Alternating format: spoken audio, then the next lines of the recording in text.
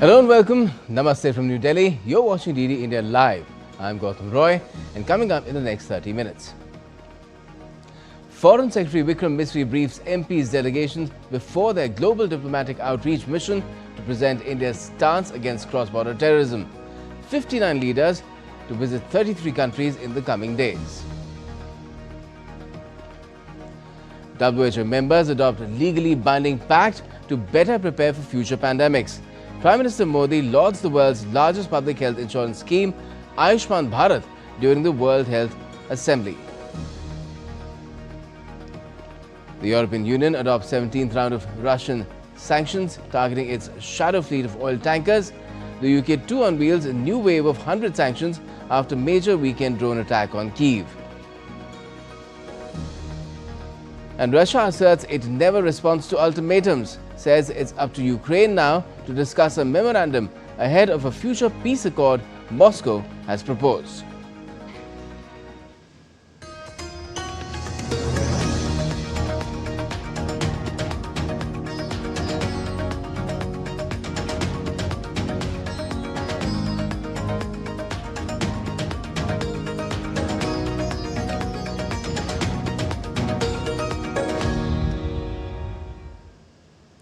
India's Foreign Secretary Vikram Misri briefed 3 of the 7 all-party delegations being sent abroad as part of India's diplomatic outreach on Operation Sindoor.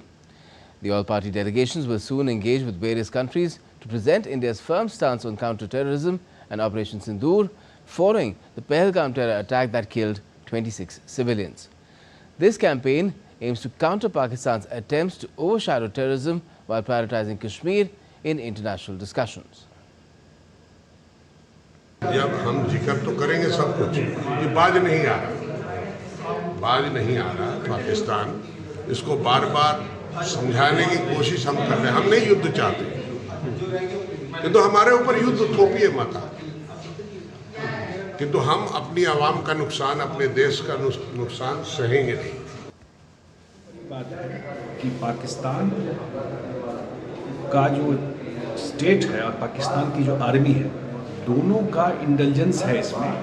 In terrorist को ये proxy वार की तरह India के साथ किया हुआ है।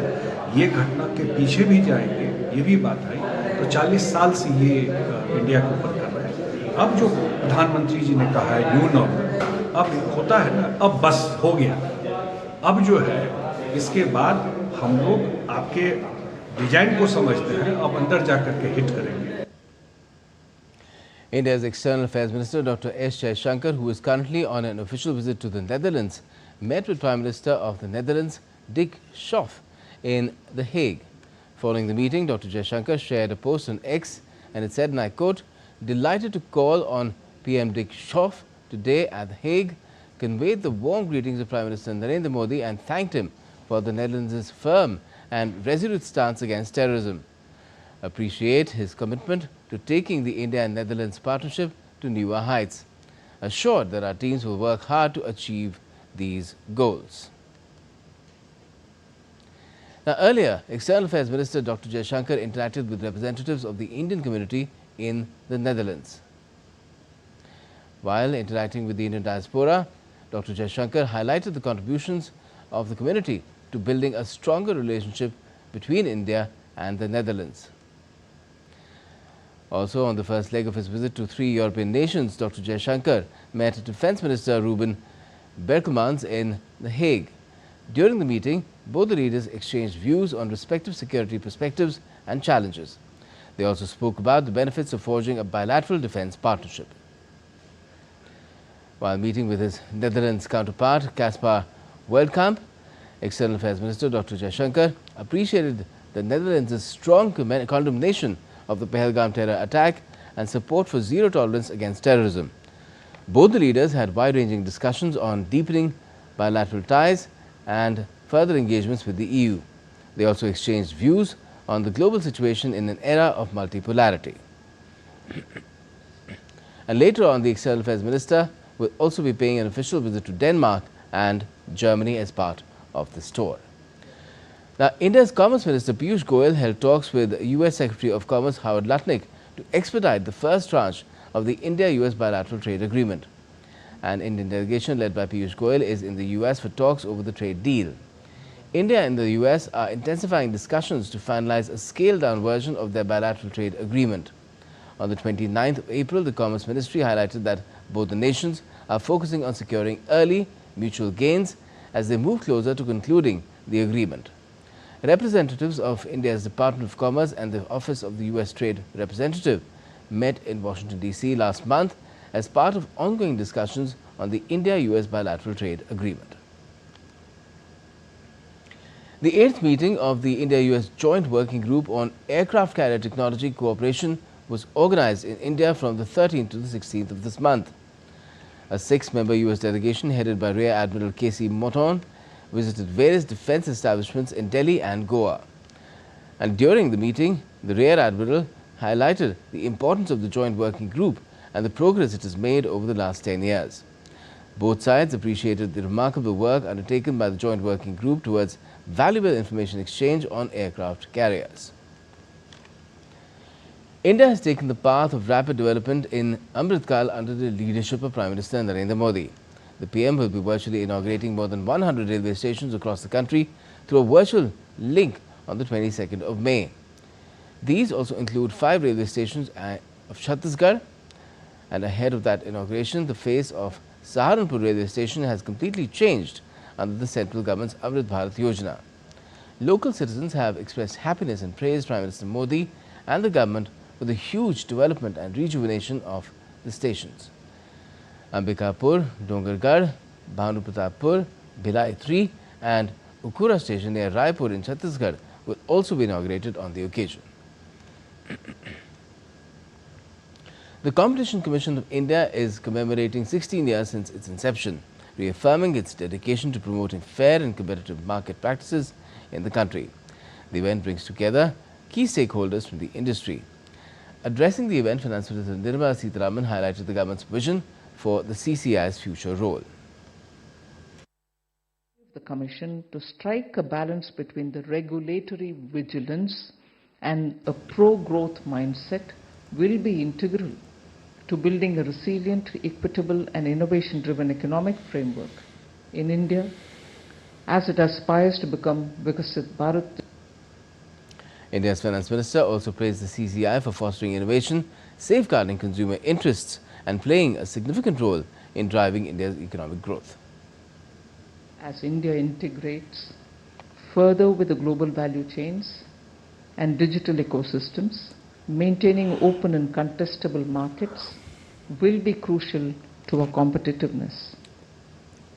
The Competition Commission of India, through its unique mandate and cross-sectoral role, will be a key enabler in this journey, whether it is facilitating market access for MSMEs, addressing barriers that impede fair competition, promoting digital inclusion, or ensuring that the consumers benefit from better choices, lower prices and improved quality.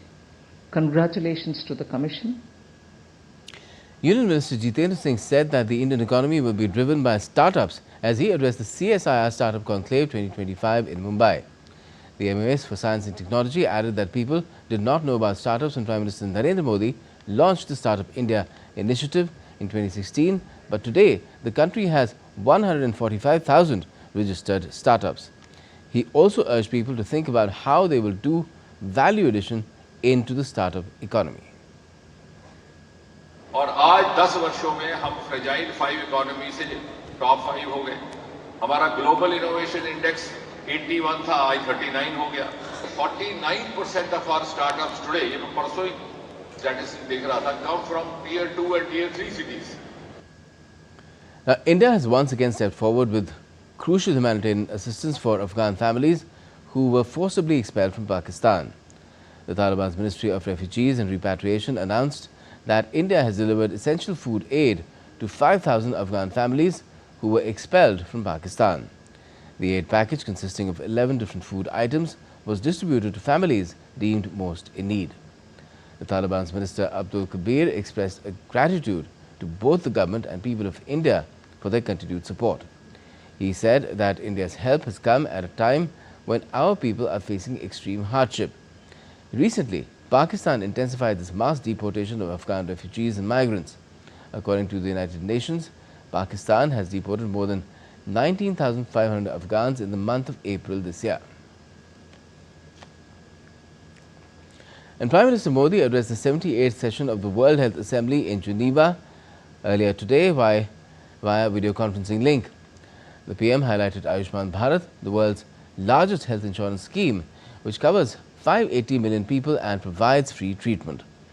Speaking about the 11th International Day of Yoga in depends June, on inclusion, integrated vision and collaboration. Friends, inclusion is at the core of India's health reforms. We run Ayushman Bharat, the world's largest health insurance scheme. It covers 580 million people and provides free treatment. This program was recently extended to cover all Indians above the age of 70 years. and speaking about the 11th International Day of Yoga in June under the theme Yoga for One Earth, One Health, Prime Minister Modi extended an invitation to all the countries to participate. In June, the 11th International Day of Yoga is coming up. This year, the theme is Yoga for One Earth, One Health. Being from the nation which gave yoga to the world, I invite all countries to participate. And the PM also extended his congratulations to the WHO and all member states on the successful negotiations of the INB Treaty, described it as a shared commitment to fight future pandemics. I congratulate the WHO and all member states on the successful negotiations of the INB Treaty. It is a shared commitment to fight future pandemics with greater cooperation. While building a healthy planet, let us ensure that no one is left behind. And members of the World Health Organization formally adopted a landmark agreement on Tuesday on how to prepare for future pandemics following the COVID-19 outbreak. After 3 years of negotiations, the legally binding pact was adopted by the World Health Assembly in Geneva. The pact was welcomed by all member countries. They voted emphatically in favor of the treaty at the 78th World Health Assembly in Geneva. No countries voted against, while 11 countries including Poland, Israel, Italy, Russia, Slovakia and Iran abstained. It is only the second legally binding agreement to be adopted in the WHO's history after the Framework Convention on Tobacco Control in 2003. And still to come in this edition of DD India Live. Germany eyes strongest EU army by 2031.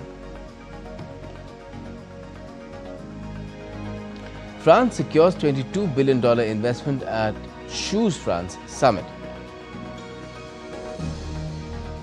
And the US cuts another $60 million in grants to Harvard University.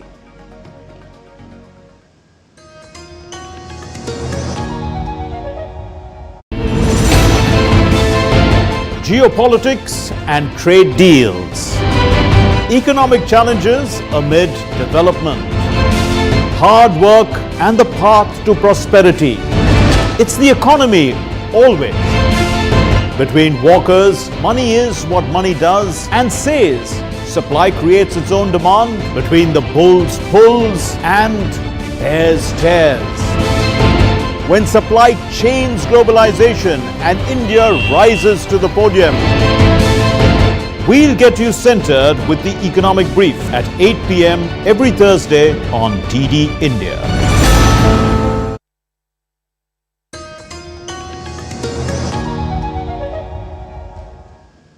Welcome back. You're watching DD India Live. I'm Gautam Roy. Now, the European Union on Tuesday formally adopted a new round of sanctions on Russia targeting its shadow fleet of oil tankers and threatened more punishment for Moscow for not agreeing to a Ukraine truce. The 17 sanction package includes blacklisting nearly 200 more tankers in Russia's shadow fleet in a bid to curtail Moscow's ability to export oil. It also included imposing asset freeze and visa bans on dozens more Russian officials. The latest sanctions against the Kremlin have been in the pipeline for weeks and were already approved by the EU countries last week. EU Foreign Policy Chief Kaja Kallas said that the bloc will continue to put pressure if Moscow threatens the peace deal. I think it is important, as we have all said, 27 of us, that there has to be full and unconditional ceasefire. Ukraine has already agreed to this 60 days or more than 60 days ago, and we have agreed that if Russia does not agree, what we saw yesterday, then we will put more pressures. And reacting to EU sanctions, Russia's foreign ministry said that Russia never responds to ultimatums. It also said that Ukraine had to decide whether or not it would cooperate in discussing a memorandum ahead of a potential future peace accord. Putin is said to have said that discussions on the memorandum would include the principles of a settlement and the timing and definitions of a possible ceasefire, including its time frame. US President Donald Trump and Russian President Vladimir Putin held a key phone call on Monday, signaling fresh willingness to pursue a ceasefire. Here's what has happened so far on the high-stakes talks. The phone call between US President Donald Trump and his Russian counterpart Vladimir Putin lasted for more than 2 hours. Trump touted real progress, declaring that Russia and Ukraine will immediately start negotiations toward a ceasefire, potentially ending a conflict that has now entered its third year. I think some progress has been made. It's a terrible situation going on over there. 5,000 young people every single week are being killed. So hopefully we did something. Putin, for his part, thanked Trump and said Moscow is ready to work with Kiev on a memorandum laying out the principles for peace, possibly including a temporary ceasefire, a timeline for talks, and other terms if consensus is reached. We agreed with the US president that Russia will propose and will be ready to work with the Ukrainian side on a memorandum on a possible future peace agreement. Shortly thereafter, Trump held a telephonic conversation with Ukrainian President Volodymyr Zelensky. Zelensky stressed the need for an immediate ceasefire and revealed efforts to organize a high-level peace summit with the US, EU, UK, Russia, and Ukraine. During the call, we talked about what is important for Ukraine, the ceasefire. The second topic we talked about is the readiness of the United States to make more serious sanction steps if Russia does not support the ceasefire and doesn't want to end this war. The third thing I asked him is not to make any decisions about Ukraine without us. Meanwhile, European and US leaders welcomed Pope Leo's offer to host peace talks at the Vatican. Italian Prime Minister Giorgia Meloni, French President Emmanuel Macron, and German Chancellor Friedrich Merz spoke with Trump in support of renewed negotiations. I think it would be great to have it at the Vatican. Maybe it would have some extra significance. There's tremendous bitterness, anger, and I think maybe that could help some of that anger. So having it at the Vatican would be, in Rome, would be I think it would be a great idea. With major players signaling openness to talks, all eyes now turn to whether these early steps can lead to lasting peace. With inputs from Amish Mahajan, Bureau Report, TD India. Germany has expressed willingness to heed the call from US President Donald Trump for increased defense expenditure among NATO member states. Following a meeting with his US counterpart at a NATO foreign ministers gathering in Turkey, German Foreign Minister Johann Wadephul stated that Berlin is prepared to follow the demand and raise its military spending. Currently, NATO members are committed to spending at least 2% of their GDP on defense.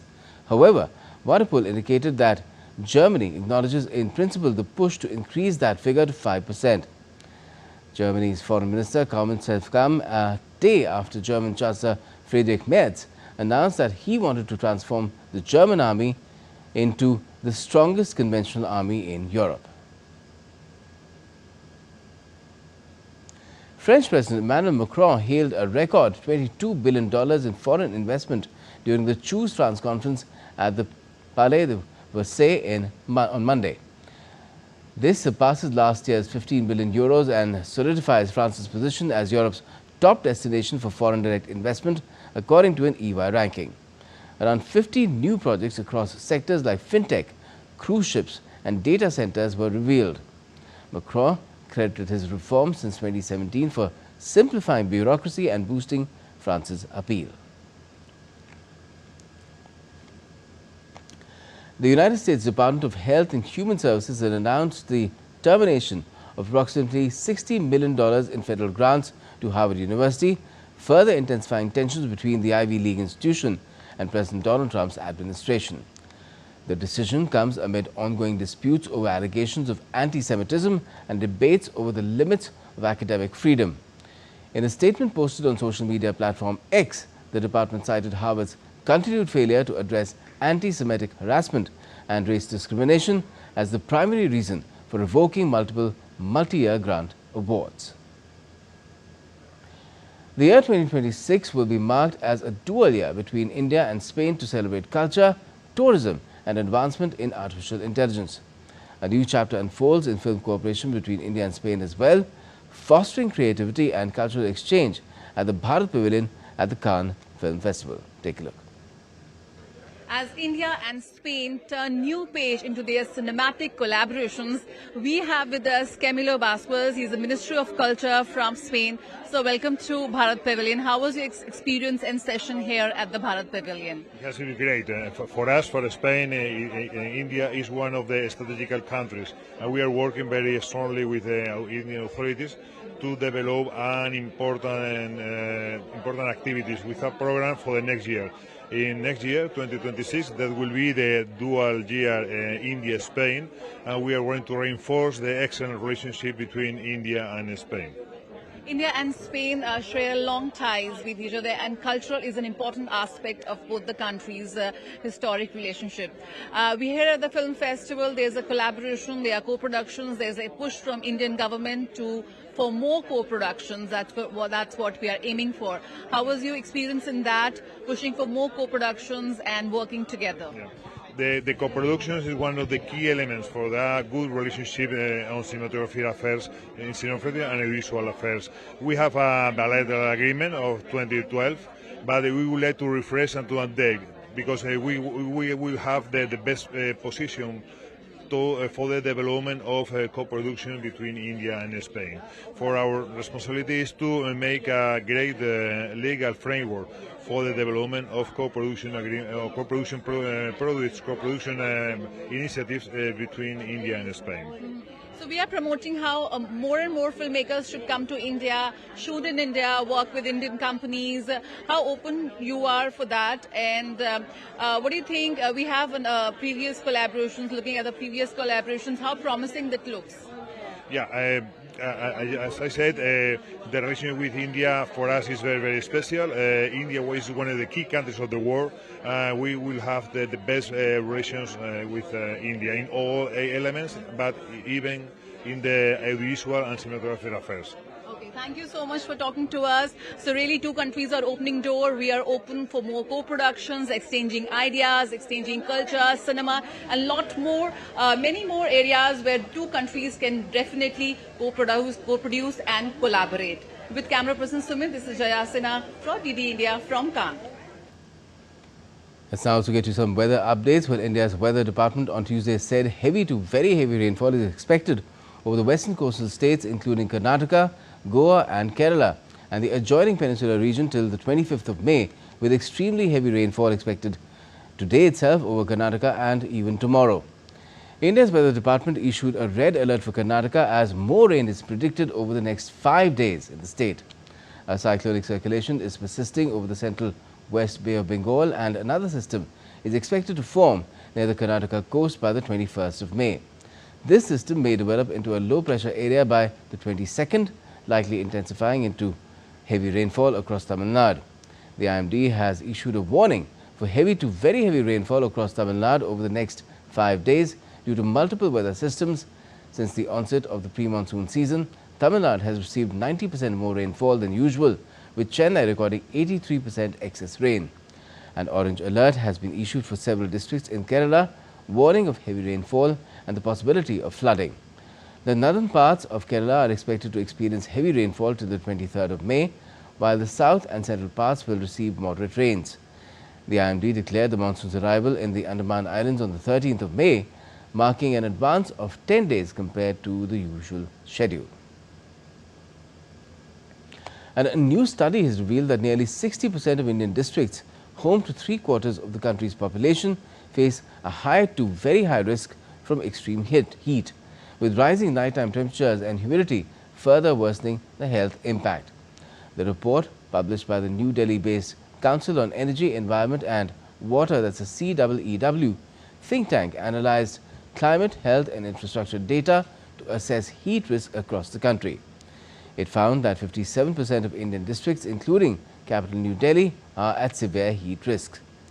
Scientists have warned that the situation is being exacerbated by climate change, with heat waves gripping parts of North India. And that's all we have for this edition of DD India Live, but let us know your thoughts on the news of the day. And for those on the go, you can get all the latest news and updates from India and across the world on DD India's mobile app. It is available on both Android and iOS. Just scan the QR code on the screen and download the app now. And we'll be back with more news as it breaks here on DD India. I'm Gautam Roy, and for all affairs here in Delhi, thanks for watching DD India Live.